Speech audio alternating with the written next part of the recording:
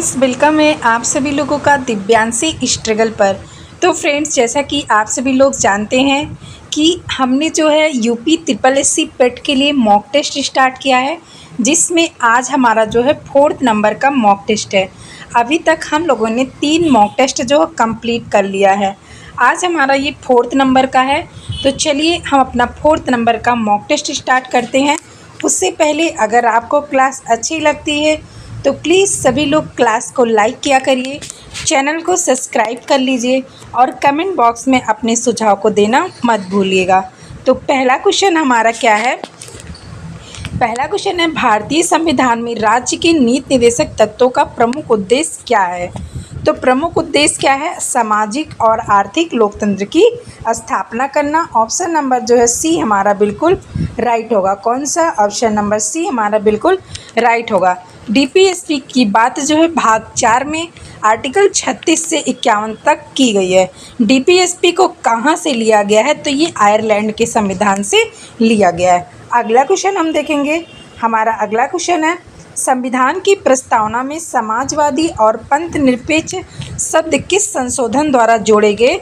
तो ये 42वां संविधान संशोधन द्वारा जोड़ा गया था। 42वां संविधान संशोधन द्वारा 3 शब्द जो है प्रस्तावना में जोड़े गए थे। कौन कौन से? समाजवाद, पंथ निरपेक्ष और अखंडता। प्रस्तावना में अभी जो है केवल एक बार ही संशोधन किया गया, और वो कब? 1976 में, जब हमारे देश की प्रधानमंत्री कौन थी? इंदिरा गांधी थी। इस संशोधन को इंदिरा का संशोधन या फिर लघु संविधान कहा जाता है। किसे? 42वां संविधान संशोधन को। अगला क्वेश्चन क्या है हमारा? भारत में वित्त आयोग का गठन किस आर्टिकल के अंतर्गत किया जाता है? तो आर्टिकल 280 के तहत जो है भारत में वित्त आयोग का गठन किया जाता है, जिसके अध्यक्ष कौन होते हैं? वित्त मंत्री होती हैं। वर्तमान समय में हमारी वित्त मंत्री कौन है? निर्मला सीतारमण जी हैं। अगला क्वेश्चन हम देखेंगे, राष्ट्रपति के निर्वाचन में नामित सांसदों की भूमिका क्या है?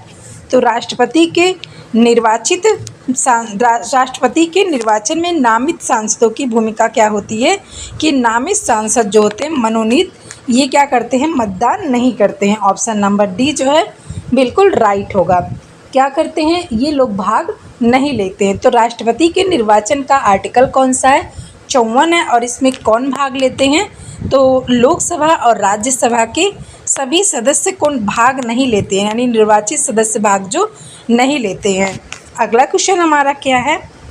मौलिक अधिकारों के संरक्षण के लिए उच्चतम न्यायालय जो है किस अनुच्छेद के तहत रिट जारी करता है? तो उच्चतम न्यायालय जो है आर्टिकल 32 के तहत रिट जारी करता है। वहीं आर्टिकल 262 के तहत जो है हाई कोर्ट जो है रिट जारी करता है। अगर रिट जारी करने के बारे में पूछा जाए, सबसे अधिक शक्ति किसके पास है? तो वो हाई कोर्ट के पास है।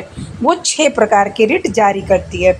अगला क्वेश्चन है, राज्यसभा के सदस्यों का कार्यकाल कितने वर्ष का होता है?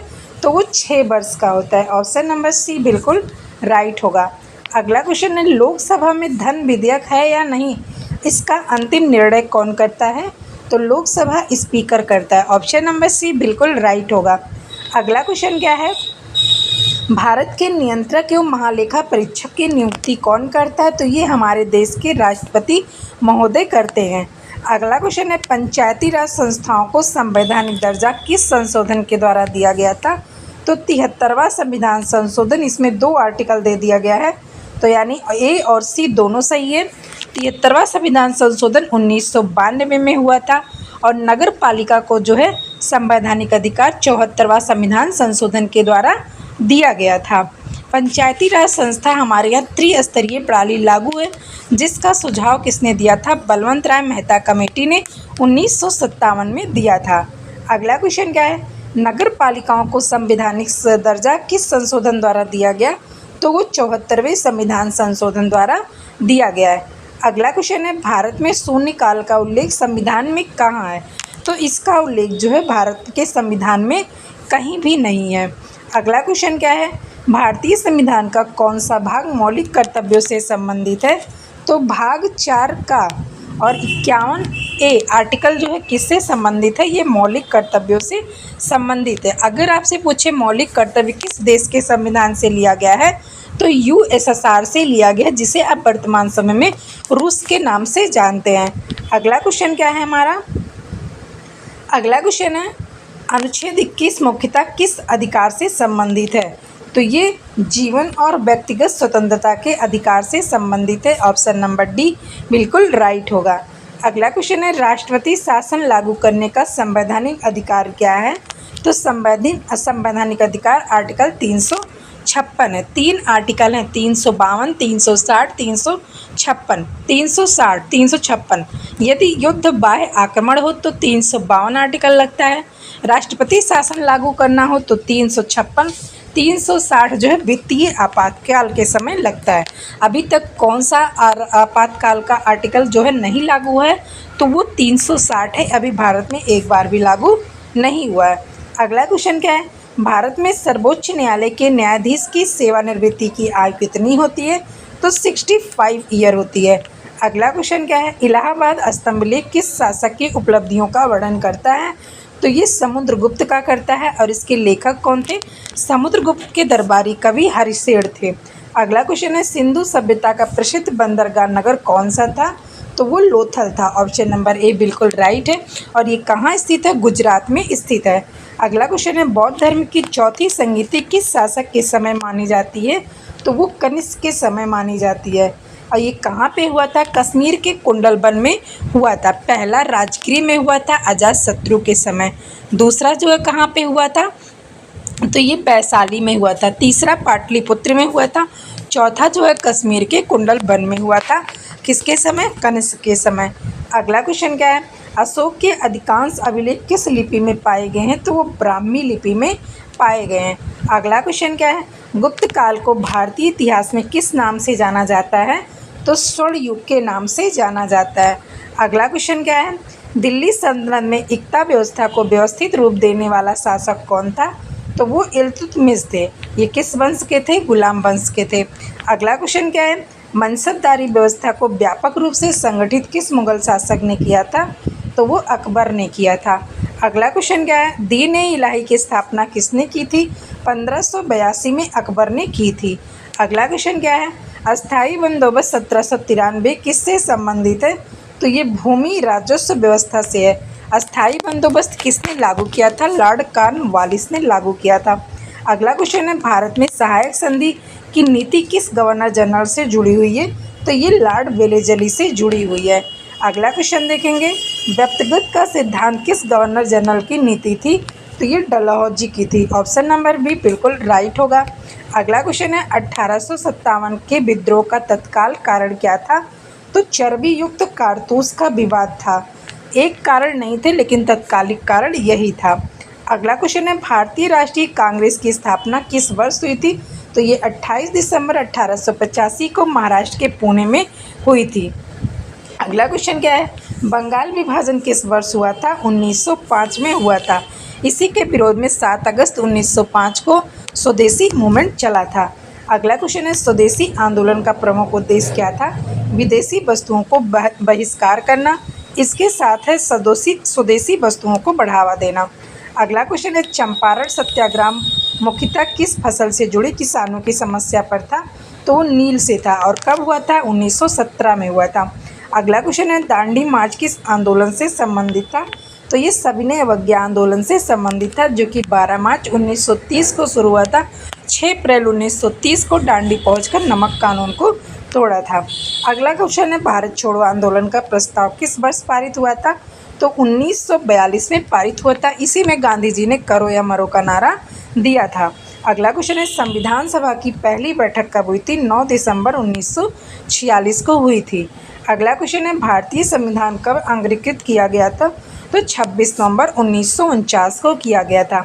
अगला क्वेश्चन है हरित क्रांति का प्रमुख प्रभाव किस क्षेत्र में सबसे अधिक पड़ा था? तो वो गेहूं और चावल के उत्पादन में सबसे अधिक पड़ा था। अगला क्वेश्चन है भारतीय रिजर्व बैंक की स्थापना किस वर्ष हुई थी? तो 1934 के अधिनियम के तहत 1935 में यंग हिल्टन कमेटी के सिफारिश पर हुई थी। इसके पहले हेड ऑसबॉर्न स्मिथ थे। पहले भारतीय CD देशमुख थे। वर्तमान समय में 26वें नंबर के संजय मल्होत्रा हैं। अगला क्वेश्चन है राष्ट्रीय आय की गणना भारत में वर्तमान में किस संस्था से संबंधित है? तो ये राष्ट्रीय सांख्यिकी कार्यालय से संबंधित है। अगला क्वेश्चन है, मुद्रास्फीति का अर्थ क्या है? मुद्रास्फीति का अर्थ है मूल्य सामान्य मूल्य स्तर में लगातार वृद्धि, यानी महंगाई का बढ़ना क्या है? मुद्रास्फीति है। अगला क्वेश्चन क्या है, राजकोषीय घाटा किसका संकेत देता है? सरकार के कुल व्यय और उधार रहित कुल प्राप्तियों के अंतर का। ऑप्शन नंबर डी बिल्कुल राइट होगा। अगला क्वेश्चन है, मुद्रा के अवमूल्यन से सामान्यतः निर्यात पर क्या प्रभाव पड़ता है? निर्यात अपेक्षाकृत सस्ता होकर बढ़ सकता है। अगला क्वेश्चन क्या है, भारत में प्रत्यक्ष कर का उदाहरण कौन सा है? भारत में प्रत्यक्ष कर का उदाहरण कौन सा है? तो ये आयकर है। आयकर क्या है? एक प्रत्यक्ष कर है, यानी जिस पर लगता है वही वहन करता है, जबकि जीएसटी क्या है? एक अप्रत्यक्ष कर है, जिस व्यक्ति पर लगता है वो अदा ना कर जो उसका उपभोग करता है वो अदा करता है। अगला क्वेश्चन क्या है, जीएसटी किस प्रकार का एक कर है? जीएसटी जो है एक अप्रत्यक्ष कर है। ऑप्शन नंबर सी बिल्कुल राइट होगा। अगला क्वेश्चन है क्या है, कृषि क्षेत्र में छिपी बेरोजगारी का अर्थ क्या है? अधिक श्रमिक लगे होने पर भी उत्पादन में विशेष वृद्धि ना होना। ऑप्शन नंबर ए बिल्कुल राइट है। अगला क्वेश्चन है, मानव विकास सूचकांक किन प्रमुख आयामों को समेटता है? तो ये स्वास्थ्य, शिक्षा और जीवन के स्तर को। ऑप्शन नंबर बी बिल्कुल राइट होगा। अगला क्वेश्चन है, पृथ्वी के वायुमंडल में सर्वाधिक मात्रा में कौन सी गैस पाई जाती है? तो नाइट्रोजन गैस सबसे अधिक पाई जाती है। कितने % पाई जाती है? 78% पाई जाती है। अगला क्वेश्चन हमारा क्या है, ओजोन परत मुख्यतः किस मंडल में पाया जाता है? तो ये समताप मंडल में पाया जाता है। और कितने परत पाए जाते हैं? तो 5 परत पाए जाते हैं। क्षोभ मंडल, समताप मंडल, मध्य मंडल, आयन मंडल और बहिर्मंडल। अगला क्वेश्चन क्या है, भारतीय मानसून की अनिश्चितता का एक प्रमुख कारण क्या है? भूमि और समुद्र के तापीय अंतर तथा वायुमंडलीय परिसंचरण। ऑप्शन नंबर बी बिल्कुल राइट होगा। अगला क्वेश्चन क्या है, काली मिट्टी किस फसल के लिए विशेष उपयुक्त मानी जाती है? तो कपास के लिए मानी जाती है। अगला क्वेश्चन क्या है, जलोढ़ मिट्टी का सर्वाधिक विस्तार भारत के किस क्षेत्र में पाया जाता है? तो ये उत्तरी मैदान में अधिक पाया जाता है, क्योंकि जलोढ़ मिट्टी का निर्माण कैसे होता है? नदियों के द्वारा लाए गए निक्षेप से होता है। अगला क्वेश्चन, नर्मदा नदी किस दिशा में बहने वाली प्रमुख प्रायद्वीपीय नदी है? तो ये पश्चिम की ओर बहने वाली प्रमुख प्रायद्वीपीय नदी है। अगला क्वेश्चन क्या है, भारत में कर्क रेखा कितने राज्यों से होकर गुजरती है? तो भारत में कर्क रेखा जो है 8 राज्यों से होकर गुजरती है। अगला क्वेश्चन क्या है, सुंदरबन डेल्टा किन नदियों की संयुक्त प्रणाली से बना है? तो ये गंगा, ब्रह्मपुत्र और मेघना नदी के संयुक्त से बना है। ऑप्शन नंबर सी बिल्कुल राइट होगा। अगला क्वेश्चन है, भारत का सबसे लंबा समुद्री तट वाला राज्य कौन सा है? तो गुजरात है। ऑप्शन नंबर बी बिल्कुल राइट होगा। अगला क्वेश्चन है, भूकंप की तीव्रता मापने के लिए आधुनिक संदर्भ में कौन सा पैमाना सबसे अधिक है? तो ये जो है मैग्नीट्यूड स्केल है। ऑप्शन नंबर डी बिल्कुल राइट होगा। अगला क्वेश्चन है, प्रकाश संश्लेषण में पौधे मुख्यतः किस गैस का उपयोग करते हैं? कार्बन डाइऑक्साइड का उपयोग करते हैं और छोड़ते क्या हैं? ऑक्सीजन। कौन सा गैस छोड़ते हैं? ऑक्सीजन गैस छोड़ते हैं। अगला क्वेश्चन क्या होगा, मानव शरीर में रक्त का थक्का बनने में कौन सा विटामिन सहायक है? तो विटामिन के जो है सहायक है। ऑप्शन नंबर बी बिल्कुल राइट होगा। अगला क्वेश्चन है, इंसुलिन का निर्माण किस अंग में होता है? तो अग्नाशय में होता है। ऑप्शन नंबर बी बिल्कुल राइट होगा। अगला क्वेश्चन है, मानव शरीर की सबसे बड़ी ग्रंथि कौन सी है? तो वो यकृत है। ऑप्शन नंबर डी बिल्कुल राइट होगा। अगला क्वेश्चन क्या है, वायुमंडलीय दाब मापने का यंत्र कौन सा है? तो ये बैरोमीटर है। कौन सा है? बैरोमीटर है। अगला क्वेश्चन क्या है, विद्युत धारा की एसआई इकाई क्या है? तो एम्पियर है। क्या है? एम्पियर है। ऑप्शन नंबर ए बिल्कुल राइट होगा। शक्ति की ईसाई इकाई क्या है? शक्ति का एसआई इकाई क्या होता है? वाट होता है। ऑप्शन नंबर डी बिल्कुल राइट है। अगला क्वेश्चन है, ध्वनि निर्यात में क्यों नहीं चलती है? क्योंकि ध्वनि के लिए माध्यम आवश्यक होता है। ऑप्शन नंबर डी बिल्कुल राइट होगा। अगला क्वेश्चन क्या है, अम्ल का पीएच समानता किस सीमा में होता है? तो ये 7 से कम होता है। क्या होता है? 7 से कम होता है। अगला क्वेश्चन क्या है, लोहे में जंग लगने के लिए मुख्यतः किन 2 पदार्थों की आवश्यकता होती है? तो ये ऑक्सीजन और नमी की आवश्यकता होती है। अगला क्वेश्चन है, साधारण नमक का रासायनिक सूत्र क्या है? NaCl है। अगला क्वेश्चन क्या है, प्रकाश का वेग सबसे अधिक किस माध्यम में होता है? तो ये निर्वात में होता है। अगला क्वेश्चन देखेंगे, यदि किसी संख्या का 25% 45 है तो वह संख्या है। तो चलिए इसको हम सॉल्व करते हैं। 25 का मतलब क्या होता है 1/4, क्या होगा 1/4 होगा। तो यानी यदि किसी संख्या का 25% 45 है तो वह संख्या क्या होगा, तो 45 को हम 4 से गुणा करेंगे, 5 चौक 20, हाथ हवा 2, 4 चौक 16 और 2 18, तो कितना होगा 180 होगा। कौन सा कितना होगा 180 होगा। ऑप्शन नंबर ए बिल्कुल राइट होगा। अगला क्वेश्चन देखेंगे। इसमें आपसे कह रहा है 3:5 के अनुपात वाली दो राशियों का योग 64 है, छोटी राशि कितनी है। तो चलिए हम इसको सॉल्व करते हैं। तो 3x + 5x बराबर 64। तो 5 3 8, 8x बराबर हुआ 64 और यक्स का मान हुआ 8। यक्स का मान क्या हुआ 8। छोटी राशि पूछा है तो छोटी क्या है 3 है, तो 8 तिरिक 24 यानी 8 क्या होगा 24 होगा। ऑप्शन नंबर सी हमारा बिल्कुल राइट होगा। अगला क्वेश्चन देखेंगे। एक वस्तु पर 20% छूट के बाद मूल्य 800 है, अंकित मूल्य क्या था। 20% छूट के बाद क्या होता है 800 है, तो 20% का मान क्या है 1/5 है और छूट देने के बाद कितना हो गया ये 800 हो गया। तो यानी जो है ये 6 का मान है, 6 का मान 800 है।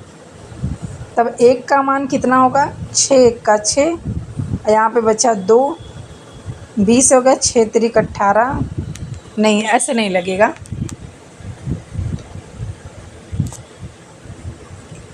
20% का कितना हुआ 1/5 हुआ। एक वस्तु पर 20% छूट के बाद मूल्य 800 है, 20% के बाद मूल्य क्या है 800 है, अंकित मूल्य क्या था। अंकित मूल्य क्या था, अंकित मूल्य क्या था। आइए हम इसको फिर से सॉल्व कर। हाँ, तो छूट देने के बाद 8 है, यानी पहले 5 था, अभी कितना हो गया 4 हो गया और 4 का मान कितना है 800 है।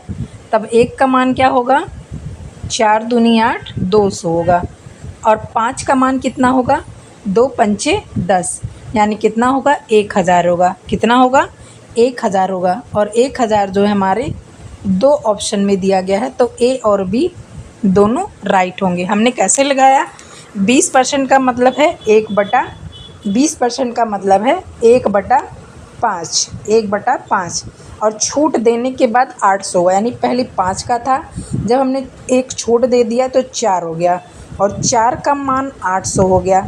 तब 1 का मान कितना हुआ 200 हुआ।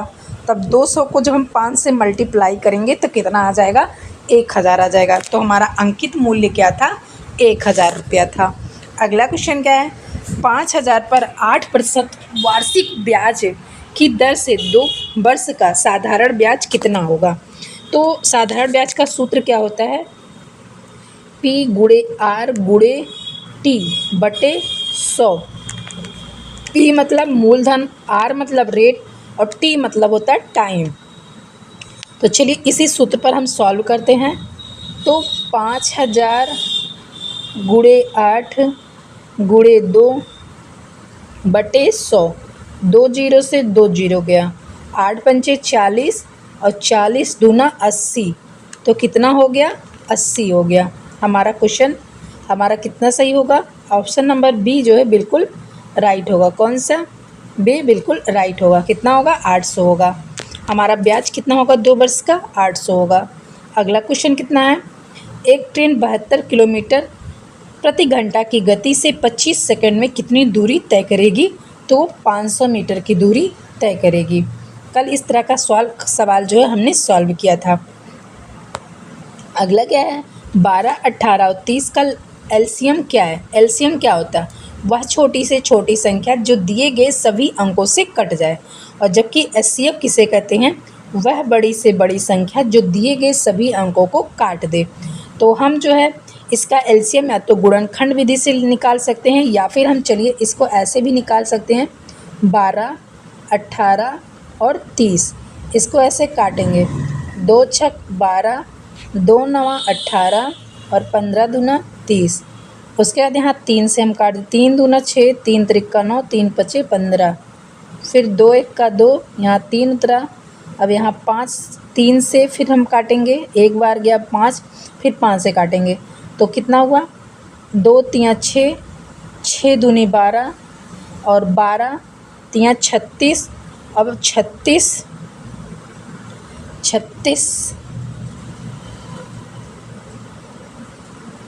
5 6 30, 5 3 15, 3 18। तो हमारा एलसीएम कितना आ गया, 180 आ गया, 180 आ गया। ऑप्शन नंबर सी बिल्कुल राइट होगा। अगला क्वेश्चन क्या है, 144 और 216 का एचसीएफ कितना होगा। तो चलिए इसको हम सॉल्व करते हैं। जब भी हमें एचसीएफ निकालना होता है तो छोटी अंक से जो है बड़े अंक को भाग देना होता है। तो अगर हम इसको 2 बार ले जाएंगे बड़ा हो जाएगा, तो 1 बार ले जाएंगे। 144, 6 में से 4 गया 2, 10 में से 4 गया 6 यानी 7, तो बच्चा 72। अब 144, 172 दूना कितना होगा, 144। देखो 2 दूना 4, 2 7 14, तब ये कट गया तो यानी हमारा एचसीएफ कितना होगा, 72 होगा। ऑप्शन नंबर जो है बी बिल्कुल राइट होगा। कौन सा, ऑप्शन नंबर बी बिल्कुल राइट होगा। अगला क्वेश्चन क्या है, यदि x + 1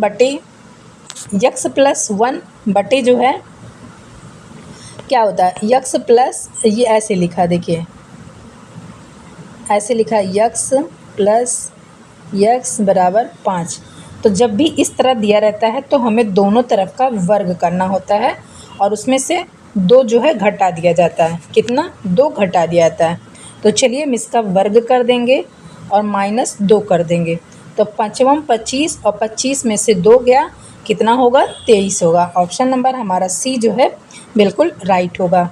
अगला क्वेश्चन हम देखेंगे, एक वर्ग का क्षेत्रफल 196 वर्ग सेंटीमीटर है, उसका परिमाप कितना होगा। एक वर्ग का क्षेत्रफल 196 वर्ग सेंटीमीटर है, उसका परिमाप कितना होगा। तो हम जानते हैं वर्ग का क्षेत्रफल क्या होता है, भुजा स्क्वायर। तो चलिए सबसे पहले हम जो इसकी भुजा निकाल लेते हैं, फिर उसके बाद जो है परिमाप निकालेंगे। तो भुजा स्क्वायर करेंगे तो 196, ये किसका स्क्वायर होता है, ये 14 का होता है, यानी a बराबर आ गया 14। तो जब हम परिमाप निकालेंगे तो परिमाप क्या होता है, 4a। तो हम 14 को जो है 4 से मल्टीप्लाई कर देंगे। क्या कर देंगे, 14 को हम 4 से मल्टीप्लाई कर देंगे तो 14 चौका कितना होता है, 56 होता है। यानी ऑप्शन नंबर हमारा बी जो है बिल्कुल राइट होगा। अगला क्वेश्चन हम देखेंगे, एक आयत की लंबाई 18 सेंटीमीटर, चौड़ाई 12 सेंटीमीटर, विकर्ण कितना होगा। तो विकर्ण कितना होता है, रूट में आयत का विकर्ण कैसे होता है, इसका सूत्र है √a² + b²। तो चलिए हम निकालते हैं। तब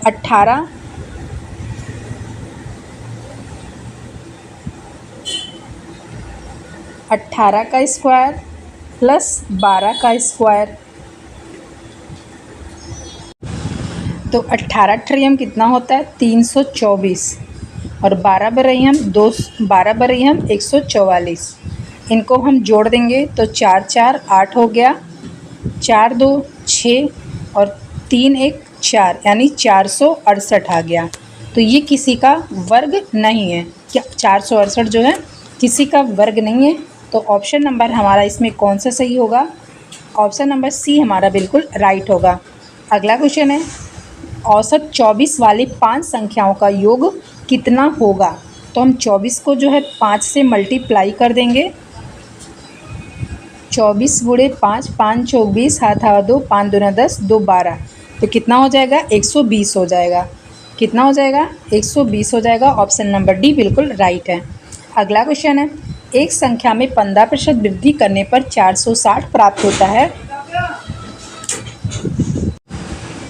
एक संख्या में 15% वृद्धि करने पर 460 प्राप्त होता है। तो 15 को जब हम फ्रैक्शन में लेंगे तो 15% हटा 100, 5 से काटेंगे, 5 × 15, 5 दूना 2 20, तो 5 दूना 10 यानी 20 आ गया। तो यानी 3 बटे कितना हो गया, 20 हो गया। और जब हमने 15% बढ़ाया तो यानी 23 का मान कितना हो गया, 23 का मान जो है 460 हो गया, तब 1 का मान कितना होगा? 20 होगा। 1 का मान कितना होगा? 20 होगा, और नीचे 20 था तो 20 विषयम कितना हो जाएगा? 400 हो जाएगा। कितना हो जाएगा? 400 हो जाएगा। ऑप्शन नंबर सी हमारा बिल्कुल राइट होगा।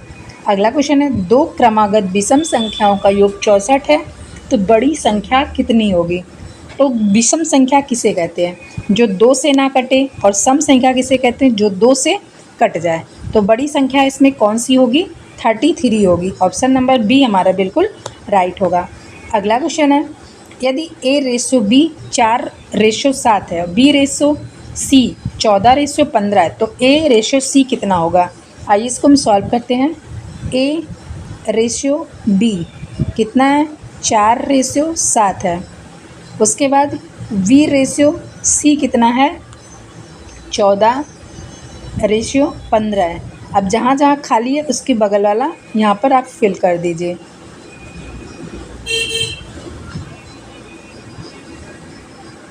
तो 15 सत्ते 105, 14 सत्ते 98 और 14 चौका 56। तो यानी हमारा कितना आ गया? 56, 58 और 105। तो 56 होगा, उसके बाद 105 होगा। 56 और 105 होगा। एक और ए और रेशियो ए और सी का रेशियो कितना होगा? 56 105, 56 105। अब इसको हम और काट लेते हैं। किससे कटेगा हमारा ये?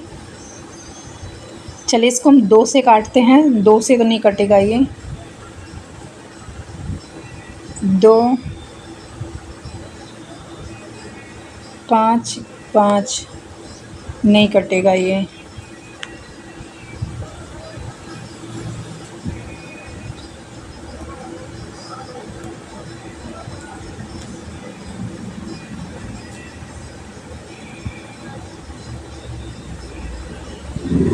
तो 56/105 हमारा इसमें आया है। ए और सी का मान कितना हुआ है? 56/105, 56/105।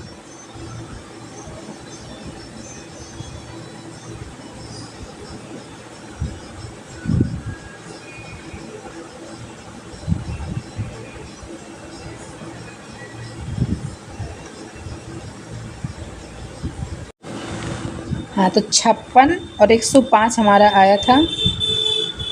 कितना आया था? 56 और 105। तो ये काटा गया है। 7 से हम इसको काटेंगे तो 7 8 56, 7 1 का 7, यहाँ बचा 3, 7 5 35। तो 8/15 हमारा आ गया। ऑप्शन नंबर हमारा डी जो है यहाँ पे बिल्कुल राइट होगा। अगला क्वेश्चन देखेंगे, एक नल टंकी को 12 घंटे में और दूसरा 18 घंटे में भरता है, दोनों साथ मिलकर कितना समय लेंगे? तो 12 और 18 का एलसीएम निकालेंगे तो कितना होगा? 36 होगा। कितना होगा? 36 होगा। 36 होगा। फिर 12 से इसको काटेंगे तो 12 तियाँ 36 आ गया। 18 से काटेंगे तो 18 दोनों दुआ 36 हो गया। तो यानी पहली टंकी जो है उसका भरने का क्षमता 3 है और दूसरे टंकी की भरने की क्षमता 5 है। तो 36 को जब हम 5 से जो है भाग कर देंगे तो हमारा जो है समय निकल आएगा। तो इसमें ऐसा कुछ नहीं दिया गया, सीधे दे दिया गया है।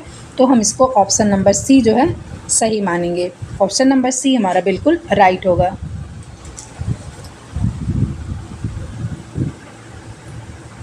अगला क्वेश्चन है, एक कार्य 20 दिनों में होता है, उसी कार्य का 40% कितने दिनों में होगा यदि गति सामान्य रहे?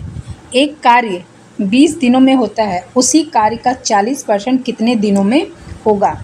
तो चलिए इसको सॉल्व करते हैं। 20 × 40/100।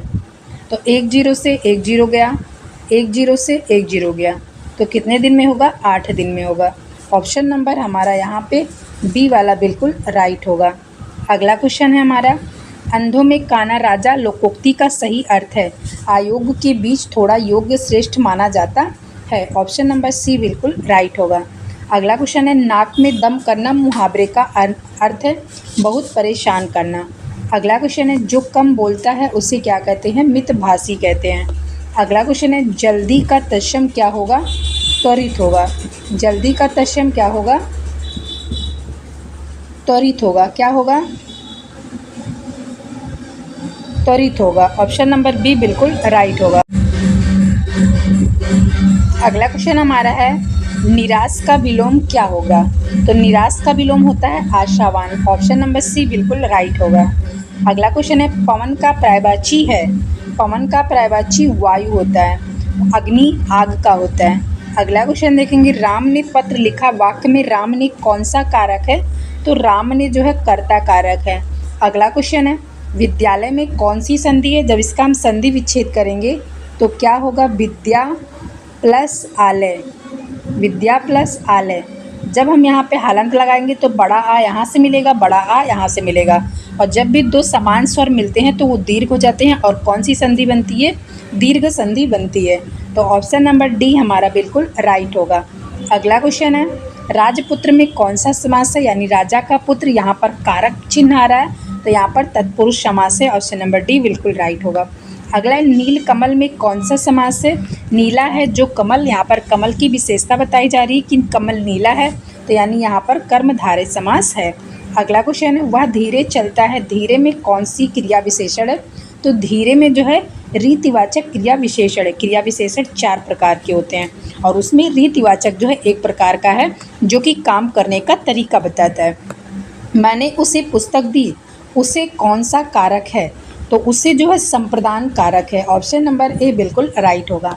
अगला क्वेश्चन है जो मेहनत करता है वही सफल होता है, किस प्रकार का वाक्य है, तो ये मिश्र वाक्य है। ऑप्शन नंबर सी बिल्कुल राइट होगा। अगला क्वेश्चन है कठिन का भाववाचक संज्ञा रूप क्या है, तो कठिन का भाववाचक क्या होता है, कठिनता होता है। अगला क्वेश्चन है पढ़ना शब्द में कौन सा प्रत्यय माना जाता है, ना प्रत्यय, आशावान, रवि, औनत। तो पढ़ना में पढ़ से बना, पढ़ मूल धातु है और ना प्रत्यय लगाकर पढ़ना बनाया गया है। अगला क्वेश्चन है दुर्लभ का विलोम क्या होता है, सुलभ होता है। जो आसानी से मिले सुलभ, जो कठिनाई से मिले वह दुर्लभ। अगला क्वेश्चन है वह बहुत समझदारी से बोलता है में समझदारी किस प्रकार का क्रिया विशेषण है, तो वह रीतिवाचक जो है क्रिया विशेषण है। इस तरह हमारा आज का क्लास कंप्लीट होता है। यदि आपको वीडियो अच्छी लगी तो प्लीज़ वीडियो को लाइक करें, शेयर करें और चैनल को सब्सक्राइब करना ना भूलें।